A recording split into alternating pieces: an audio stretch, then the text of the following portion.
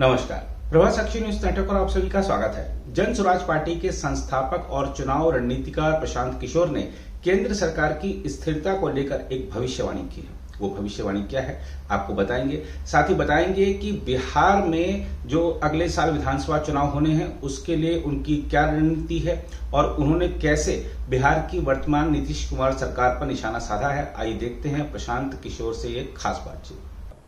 नहीं, रेवोल्यूशन की तो कोई बात नहीं है। जैसा मैंने बताया है कि जन स्वराज अभियान के शुरुआत में ही ये कहा गया था कि एक इसका महत्वपूर्ण पड़ाव, एक महत्वपूर्ण उद्देश्य ये है कि बिहार में विकल्प के अभाव में जो पिछले 25-30 सालों से लोग मजबूरी में लालू जी के डर से भाजपा और भाजपा के डर से लालू जी को वोट देते रहे हैं, वो मजबूरी राजनीतिक बंधुआ मजदूरी ख़त्म हो। इसके लिए ज़रूरी है कि बिहार के लोग मिलकर एक बेहतर विकल्प बनाएं।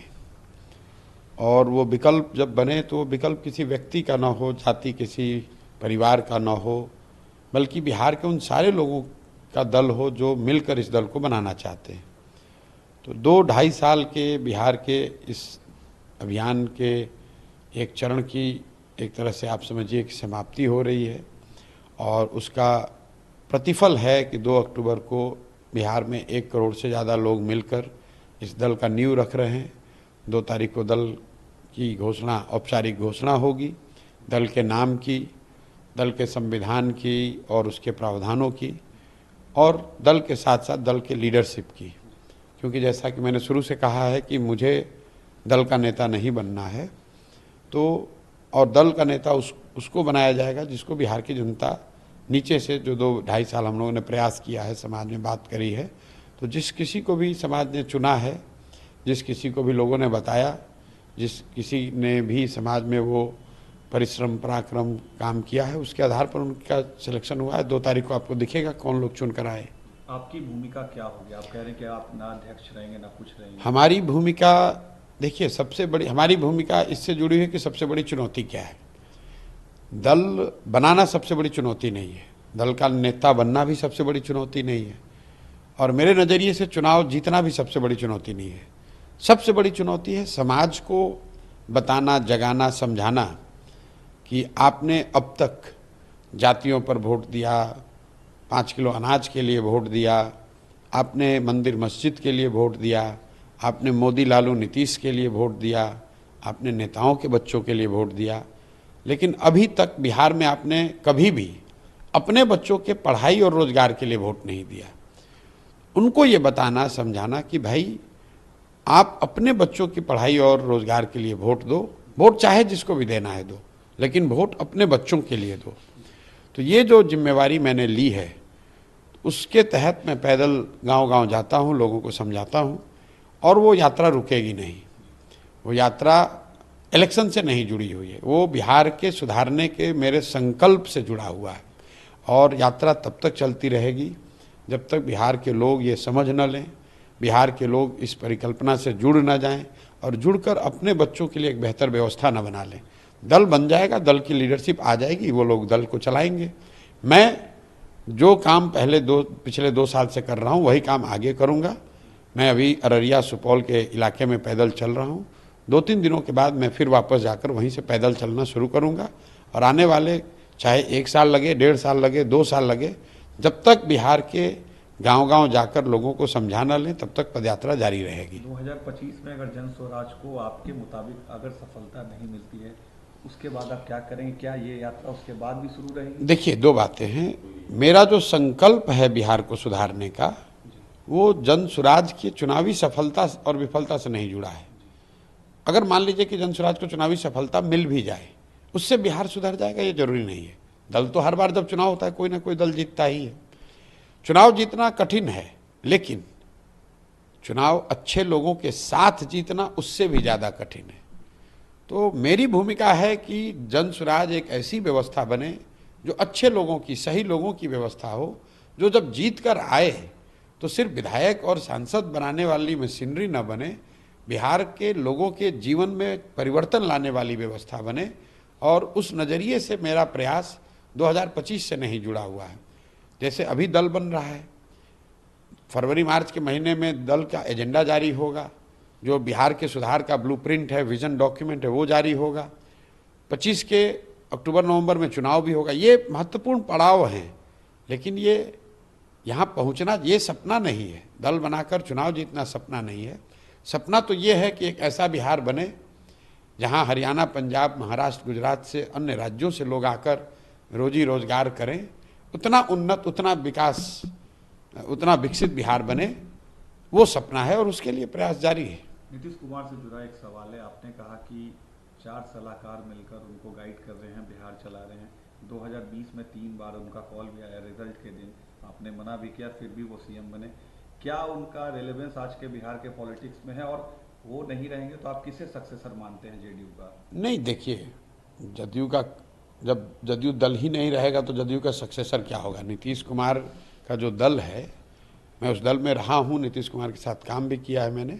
उस दल की पूरी पूंजी नीतीश कुमार है। जब वही खत्म हो गई तो ब्याज से कैसे चलेगा, तो चलने वाला है नहीं। उसका कोई, उस दल का कोई भविष्य नहीं है। जहाँ तक मैंने, आपने जो कहा सलाहकारों की बात, मैंने ये कहा कि आप बिहार में किसी भी व्यक्ति से बात कीजिए, वो कहेगा अधिकारियों का राज है, अधिकारियों का जंगल राज है। आखिर लोगों को ये विचार करने की बात है कि अधिकारियों का जंगल राज हुआ कैसे। नीतीश कुमार तो पहले भी मुख्यमंत्री थे। हुआ ऐसा है कि नीतीश कुमार ने पिछले कुछ सालों से विधायकों के बजाय, मंत्रियों के बजाय, पंचायती राज से जुड़े हुए लोगों के बजाय, अपने कार्यकर्ताओं के बजाय पूरी व्यवस्था अपने चंद 2-4 सलाहकारों के हवाले कर दी है। अब जैसे जैसे नीतीश कुमार की अपनी स्थिति जो लोग बता रहे हैं, मैं उनके व्यक्तिगत स्वास्थ्य की, अच्छी स्वास्थ्य की कामना करता हूं, लेकिन लोग जो बता रहे हैं उनकी जो स्थिति है शारीरिक, मानसिक, उसमें वो बहुत सक्रिय हैं नहीं। तो जो उनके इर्द गिर्द के सलाहकार हैं वही लोग चला रहे हैं। अब ये वो लोग हैं जिनका कोई, ये किसी के प्रति जवाबदेह नहीं है, क्योंकि ये सरकारी अफसर भी नहीं है, ये सेवानिवृत्त अफसर हैं। तो जब आप सरकारी अफसर होते हैं तो फिर भी आपकी एक जवाबदेही है अपने कुर्सी के प्रति, व्यवस्था के प्रति। जब आप सेवानिवृत्त हो गए तो आपकी सिर्फ एक जवाबदेही है, जिसने आपको सलाहकार बनाया है आप उसके प्रति उत्तरदायी है। आपने कोई राजनीतिक पद आपका है नहीं, जनता ने आपको मैंडेट दिया नहीं है, सरकारी नौकरी के वजह से जो आपको पावर मिलता है वो है नहीं। आप सरकारी नौकर थे, नेताजी ने आपको सलाहकार बना दिया, तो आप एक तरह से एक्स्ट्रा कॉन्स्टिट्यूशनल अथॉरिटी के तौर पर काम कर रहे हैं। और इसी वजह से इन्हीं 3-4, अब इनका कोई ना जनता से सरोकार है, ना इनको सरकारी व्यवस्था से कोई सरोकार है। ये स्वच्छंद व्यवस्था बना ली इन्होंने, इसीलिए पूरे बिहार में आपको अधिकारियों का बोलबाला दिख रहा है। जो अधिकारी चाहेगा वही होगा। नीतीश जी के बाद जेडीयू समाप्त। भाई हम थोड़ी ना कह रहे, तो आप घर कर, अब देखिए, जो 3 चीजें अभी बिहार के समाज को आंदोलित किए हुए है, उद्वेलित किए हुए है।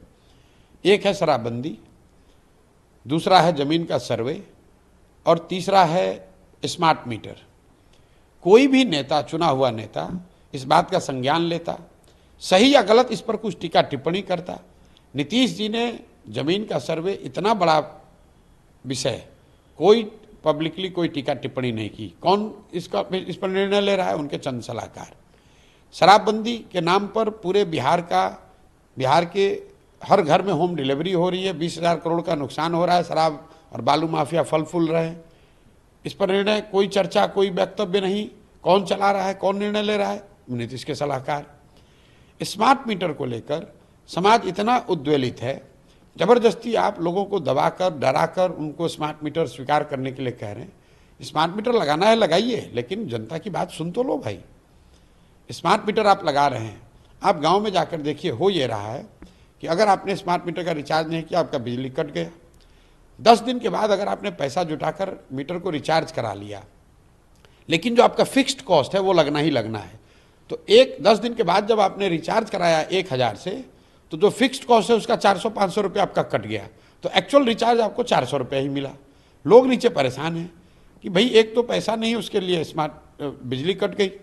जब उसने पैसा जमा करके उसको रिचार्ज कराया तो आधा या आधा से ज़्यादा पैसा आपके फिक्स्ड कॉस्ट का की तरफ, मान लीजिए 15 दिन लग गया तो आधे महीने का फिक्स्ड कॉस्ट तो उसका ऐसे ही कट गया। तो इस तरह की जो बात है, एक तो निर्णय सही है गलत है एक बात है, दूसरा लोकतंत्र में जनप्रतिनिधियों का काम क्या है कि कम से कम जनता की बात आप सुनिए तो सही, और ये कोई सुनने वाला ही नहीं। आप मुझे बताइए, नीतीश कुमार के पिछले 2 महीनों में कोई पब्लिक में कोई उन्होंने बयान दिया हो।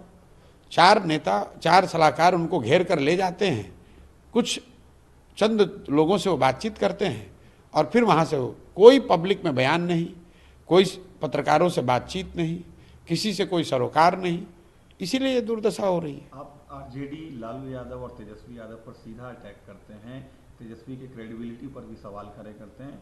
आपको क्या लगता है कहीं ये आप पर नुकसान तो नहीं हो जाएगा जिस तरीके भाई से आप बोलते हैं? मैं देखिए, आप जो कह रहे हैं उनकी किस क्रेडिबिलिटी को उन्होंने एस्टेब्लिश किया है जिसको मैं क्वेश्चन कर रहा हूँ।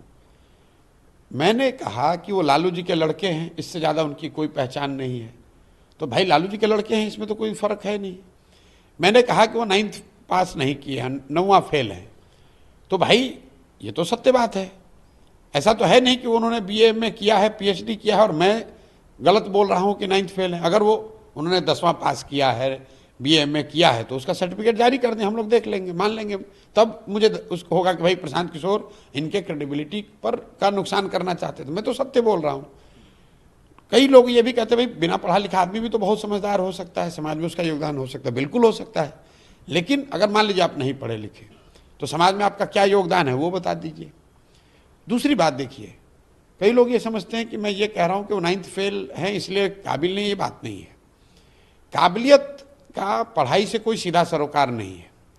पढ़ा लिखा व्यक्ति ज़्यादा बेहतर अपनी बात को रख सकता है, इन्फॉर्मेशन को प्रोसेस कर सकता है, लेकिन ये जरूरी नहीं है कि पढ़ा लिखा आदमी काबिल ही हो। ये बहुत हद तक संभव है, बिना पढ़ा लिखा आदमी भी काबिल हो सकता है। लेकिन मुख्यमंत्री के लड़के रहते हुए अगर आप स्वयं 9th भी पास नहीं करते हैं तो ये दिखाता है कि शिक्षा को लेकर आपकी खुद की सोच, क्षमता से ज़्यादा आपकी सोच क्या है। तो जो लोग बिहार को लीड करना चाहते हैं, बिहार की जनता ये तो समझना चाहिए उसको कि जिस व्यक्ति की अपनी सोच ये है कि मुझे पढ़ने की ज़रूरत नहीं है, वो बिहार के समाज की शिक्षा की व्यवस्था कैसे करेगा।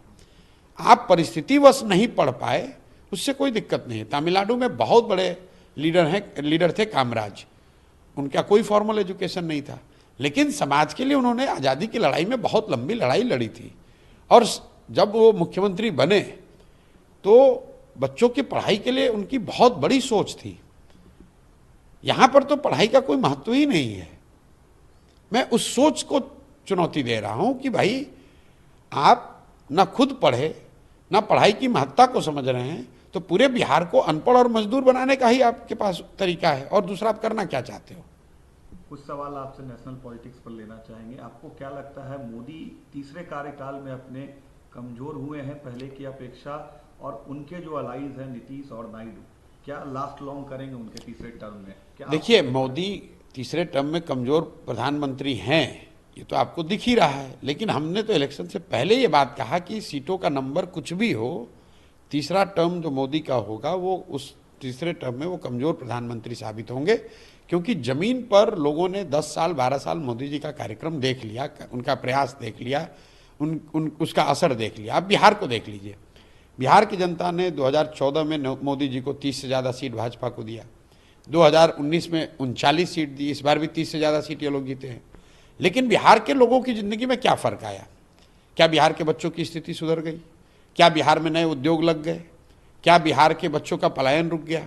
और अगर ये नहीं हुआ तो निश्चित तौर पर आज जितने लोग मोदी जी के फैन थे, जितने लोग मोदी जी के समर्थक वोटर 2014-19 में थे, वो तो आज कमी होगी।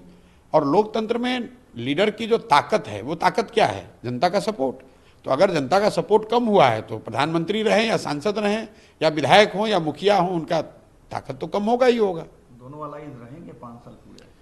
देखिए, एलाइज रहेंगे कि नहीं रहेंगे तो एलाइज को पता है, उनको पता है। इतना स्पष्ट है कि मोदी जी और ये जो सरकार है, ये इनकी लोकप्रियता, इनकी ताकत कम हुई है। और आगे की लॉन्जिविटी इस पर डिपेंड करेगी कि आने वाले 2-2.5 साल में जो 9 राज्यों के चुनाव हो रहे हैं, जम्मू कश्मीर, दिल्ली, हरियाणा, महाराष्ट्र, झारखंड, बिहार, बंगाल, असम और तमिलनाडु, इन राज्यों के चुनाव के परिणाम अगर बीजेपी के खिलाफ हुए तो निश्चित तौर पर सरकार की स्थिरता को लेकर सवाल उठेंगे। अगर इन राज्यों में बीजेपी ने अच्छा परफॉर्मेंस किया तो उनकी ताकत बनी रहेगी। तो आपको क्या लगता है इन राज्यों में बीजेपी का परफॉर्मेंस कैसा होगा? अब कैसा रहेगा ये तो उन राज्य तो फिलहाल वो तो उन राज्यों की स्थिति के लोग बता सकते हैं। बिहार में मैं जानता हूं कि बीजेपी लैकलस्टर नेतृत्व है, उनका कोई ना चेहरा है, ना उनका कोई प्रयास है, ना उनकी कोई बात कर रहा है। उन लोगों ने अपना नेतृत्व नीतीश जी के हवाले करके छोड़ दिया है, जबकि बीजेपी का कार्यकर्ता एक कार्यकर्ता मान रहा है कि नीतीश जी के नाम पर चुनाव लड़कर जीत नहीं सकते हैं। लेकिन देखिए, कभी कभी नियति भी अपने तरीके से काम करती है। बीजेपी की मजबूरी यह है कि वो नीतीश को मुख्यमंत्री के पद से हटा नहीं सकते हैं, क्योंकि उनको दिल्ली में सरकार चलानी है, और उनको यह भी पता है कि नीतीश को मुख्यमंत्री रहते वो बिहार में चुनाव जीत नहीं सकते हैं। तो भाजपा की हालत तो बिहार में ऐसी है कि ना आप दाएं जा सकते हैं ना बाएं जा सकते हैं। उनको मालूम है कि सरकार में क्या परेशानी है, उनको मालूम है कि नीतीश के साथ वो जीत नहीं सकते हैं, लेकिन बिहार में वो कुछ कर नहीं सकते हैं, क्योंकि दिल्ली में सरकार चलाने के लिए उनको नीतीश की मदद की जरूरत है। मोदी के तीसरे कार्यकाल का 100 दिन का जो काम है उसको कैसे देखते हैं? उन्होंने जो प्रॉमिस किया था क्या उन्होंने पूरा किया है? भाई, उन्होंने क्या प्रॉमिस किया था पहले मैंने ध्यान भी नहीं दिया, और उन्होंने क्या किया नहीं किया मेरा उससे कोई सरोकार नहीं है। मैं बिहार में एक तरीके से I am buried in the bushes of Bihar, और मुझे दूसरे किसी चीज़ की ना चिंता है ना ज़्यादा खबर है। 100 दिन कब हुआ मुझे ये भी नहीं मालूम है। 100 दिन में उन्होंने क्या किया नहीं किया, कम से कम बिहार में तो कुछ नहीं दिखा। अगर बिहार में कुछ दिखता तो मैं आपको ज़रूर बताता। बिहार में तो यही दिखा कि जो थोड़े बहुत उनके समर्थक हैं वो भी अब उसको छोड़कर हताश होकर धीरे धीरे जन स्वराज की ओर जा रहे हैं। एक आखिरी सवाल लेंगे, राहुल गांधी का जो रिबॉर्न हुआ एज अ एलओपी कैसे देखते हैं आप? नेशनल पॉलिटिक्स में कुछ इम्पैक्ट उसका? नहीं, निश्चित तौर पर कांग्रेस की जो दशा या दुर्दशा थी उसमें थोड़ा सुधार हुआ है। अगर आपके 50-55 एमपी थे वो बढ़कर 100 हो गए, तो निश्चित तौर पर आपकी ताकत बढ़ी है। और जो पिछले 1.5-2 साल से राहुल गांधी ने अपने तरीके से जो प्रयास किया है उसका भी उनको फ़ायदा मिला है। और इसका फ़ायदा ये है कि कांग्रेस में उनका नेतृत्व अब पूरी तरीके से इस्टेब्लिश्ड है। जो कांग्रेस पार्टी है उसके जो लीडर हैं, कार्यकर्ता, समर्थक हैं, उनको ऐसा लगता है, शायद वो विश्वास भी उनको, कि राहुल गांधी कांग्रेस को आगे लीड कर सकते हैं, कांग्रेस को वापस उसके ग्लोरी डेज में ला सकते हैं। उस बात को राहुल गांधी के अपने 2 साल के प्रयास ने सेटल कर दिया है। लेकिन राहुल गांधी कांग्रेस के लीडर एस्टेब्लिश हो गए हैं, देश के लीडर अभी नहीं हुए हैं, क्योंकि उन्हीं के पार्टी की उनकी जो दादी थी इंदिरा जी की जब जीवन में सबसे बड़ी हार हुई 1977 में, तो मुझे लगता है कांग्रेस को उस समय 154 सीट कांग्रेस पार्टी को मिली थी। तो इंदिरा जी के जीवन की सबसे बड़ी हार में कांग्रेस को 154 सीट मिला था, और राहुल गांधी के जीवन की सबसे बड़ी जीत जो है, जिसको बताया जा रहा है सबसे बड़ी जीत, उसमें कांग्रेस को 99 सीट मिला है। तो ये फर्क है, ये दिखाता है कि देश के नेता के तौर पर उभरने के लिए अभी भी राहुल गांधी को एक लंबा फासला तय करना है। क्या अपील करेंगे? 2 तारीख को आपका स्थापना है लोगों से, बिहार की जनता से 2 तारीख? नहीं, कोई अपील नहीं करेंगे।